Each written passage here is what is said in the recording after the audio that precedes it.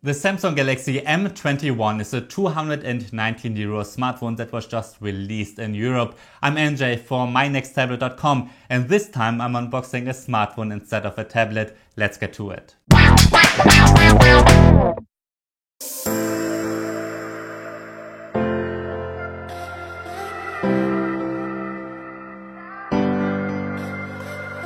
Alright, let's start this unboxing of the Samsung Galaxy M21. Again, it's a €219 smartphone, so it's quite affordable. You can see the packaging here, it looks like a standard Samsung packaging. Inside, first we get a quick start guide in different languages and a warranty card and so on.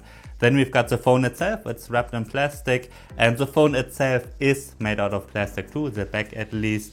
And yeah, you can see the glossy black here.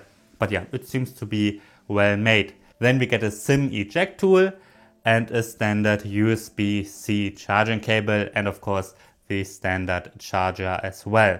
It seems like there are no headphones included. I guess that's not what we get in this price range. Alright, about 20 hours have passed already since I shot the first part of this video. I already tested the camera a bit, ran a couple of benchmarks, did a little gaming test, and yeah, just used this phone a bit so that I can tell you a bit more about it now. So let's start with the design. We are getting a 6.4 inch screen here, and yeah, it's 180 grams, so it's light enough, and it's 8.9 millimeters thin or thick. Let's go around the device a bit. First of all, we've got a 20 megapixel front-facing camera here. Then we've got the 6.4 inch screen with rounded corners. The chin here is not too small, but totally fine in this price range. And yeah, let's go to the back. There we've got the plastic body again. It is a glossy body, which means you probably will see fingerprints and dust and so on quite easily. You can see a little bit dust here already, but yeah, that's what we get with glossy phones. Then we've got the fingerprint scanner, and that one works quite well, by the way.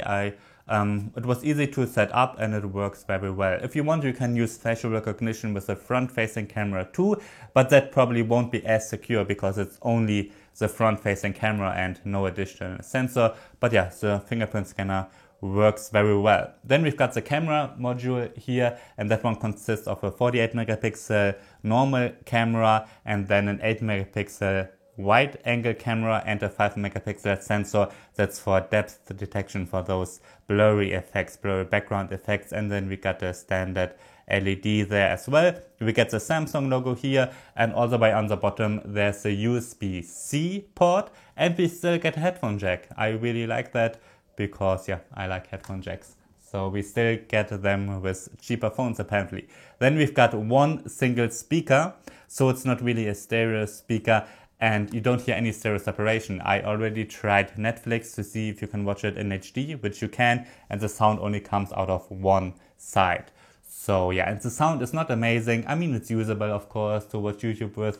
I tried YouTube too, and it works fine, but it's certainly not the best speaker. On this side, we have the SIM card slot and also the micro SD card slot, and it is a dual SIM phone. You can also put two SIM cards inside if you like. On the top, there's nothing. Then we've got a power button and the volume rocker on this side. And for my normal hands, it feels quite well. I mean, I press immediately automatically onto the power button, so I think the placement is pretty good. Now let's get to the 6.4 inch Super AMOLED screen, which is a pretty nice screen. It looks quite nice, very colorful. It has a resolution of 2340 by 1080, so it's basically a full HD screen. It's just a bit higher because it has a wider aspect ratio. The screen is a very nice one. I can show you some photos I took here in Kuala Lumpur before the virus was spreading, although it was already going around a little bit when I took them. And yeah, I think the screen looks really nice. It's a colorful screen like we are used to from the AMOLED screens from Samsung. Also, a full HD resolution is totally sharp enough, especially on a 6.4 inch phone, so you won't see any pixels here even if you look very closely. I used it outside already, and you can turn the screen quite bright, but it's not the brightest screen ever. But I used it outside already for a bike tour where I also took some photos, and it was usable in direct sunlight. You can still see a bit, but of course, as I said, it's not the brightest screen as we would expect in this price range. Now let's get to the internal hardware. Inside the Galaxy M21 sits a Samsung Exynos 9611 octa-core processor, so it has 8 cores in total. Together with that, we get 4GB of RAM and a 64GB internal storage.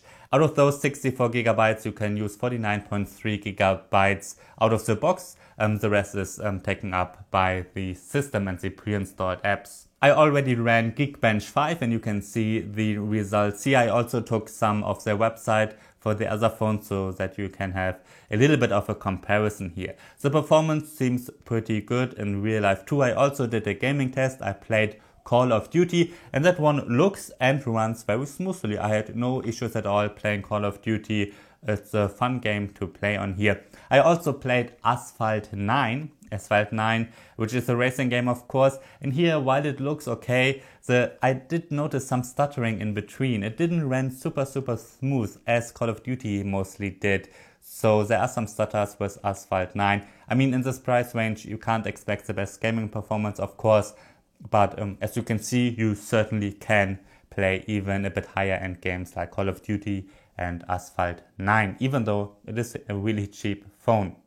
Alright, let's get to the cameras. We've got a 20 megapixel front facing camera here inside this notch, and on the back we've got 3 sensors and 3 lenses in total. First of all, a 48 megapixel main camera, it's a normal angle camera. Then we've got an 8 megapixel wide angle camera, and then we also get a 5 megapixel camera, but that's not a real camera, it's just meant for it's a depth sensor, so you can have the blurry background if you want. Then we also have an LED flashlight there. I already took a couple of sample photos. I took it to a bike ride, and as you can see, the 20 megapixel front facing camera takes decent photos. However, when you zoom in, it's lacking a bit of detail. From 20 megapixels, I would expect a bit more detail. The 48 megapixel camera on the back has lots of detail if you take photos in the 48 megapixel mode. You have to activate that first. There are 2 issues though. First of all, when you use the 48 megapixel full resolution, then you can't use effects like HDR and so on. And also, if you take a photo, it takes 1 or 2 seconds until the photo is saved. So with full resolution, you can't take lots of photos after each other. But if you use the normal camera mode, then of course you can take lots of photos, and then you can use HDR and so on. And the photos out of that look fine too. The 8 megapixel wide angle camera is not that detailed if you zoom in, especially if you see the wood on the bottom there. If you zoom in a lot, there's not that much detail. Of course, it's only 8 megapixel. But we get a wide angle camera on a very cheap phone. I think that's a nice addition and probably more useful than a telephoto camera. So you can take 4K videos with the back camera and Full HD videos with the front camera, and that looks fine too. Obviously, everything here I took was under pretty good lighting conditions.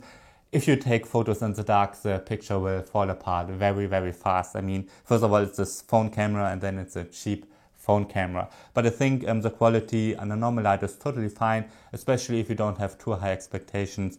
It's seem to be good cameras for snapshots and so on. Alright, then let's go to the software. On the Galaxy M21 runs Android 10, including the One UI in version 2.0. Let's quickly confirm it. Yes, Android 10 and One UI 2. So it's pretty up-to-date phone.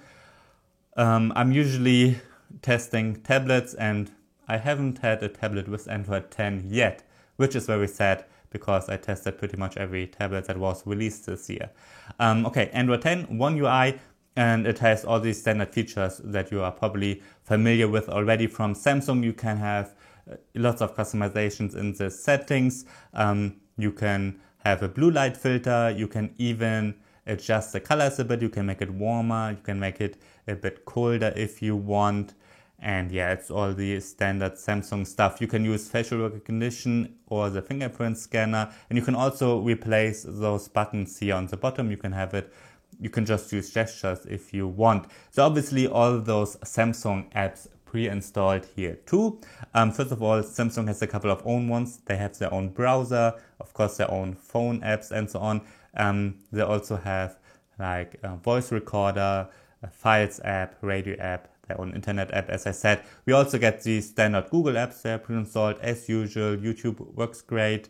And then we get a couple of Microsoft apps. They're all free anyways, so you can just uninstall them or reinstall them. They're free. The Office apps, OneDrive, LinkedIn, Outlook. And yeah, Netflix is included. Spotify is included as well. The Samsung Notes app is included as well. It's quite a nice Notes app. YouTube Music is there. The game launcher, I installed those games and the benchmarks myself, so they are not included. So yeah, the software seems quite nice. I've got nothing bad to say about it. Obviously, it's not vanilla Android at all, but yeah, everything seems to work, and I hope we will get a couple of updates for this phone in the future. What I can't wait to test is the battery life, because the battery has 6000 milliamp hours, which is quite big for a phone. Samsung says we're getting 22 hours of internet use, like web browsing and so on. So yeah, I will certainly have to do a proper battery test, but I haven't done it yet. But Samsung is promising us a lot here. Alright, that's the end of my unboxing of the Samsung Galaxy M21, a very cheap 229 euro smartphone. So should you get it? I have no idea, because first of all, you should always also check out what others are saying. And second of all, I usually don't review that many phones, especially not the cheaper ones. I didn't have that many in my hands. It makes a very good first impression. The screen is nice, the performance is surprisingly good for this price. And yeah, the cameras are okay. Certainly, I like that we get Android 10. So you should also check out what other competitors are offering, what you can get from Huawei, Xiaomi and so on. I'm sure they've got interesting phones in this price range as well. But as I said, my first impression is pretty good, and I will have a full review up in a couple of weeks and yeah, use it in more detail. Alright, that's my unboxing of the Samsung Galaxy M21. If you have any questions, please write them down below, and also subscribe to the channel. Usually I'm reviewing tablets, and I'm usually reviewing pretty much every tablet that is released almost worldwide. I'm NJ for mynexttablet.com. Thanks for watching and see you next time.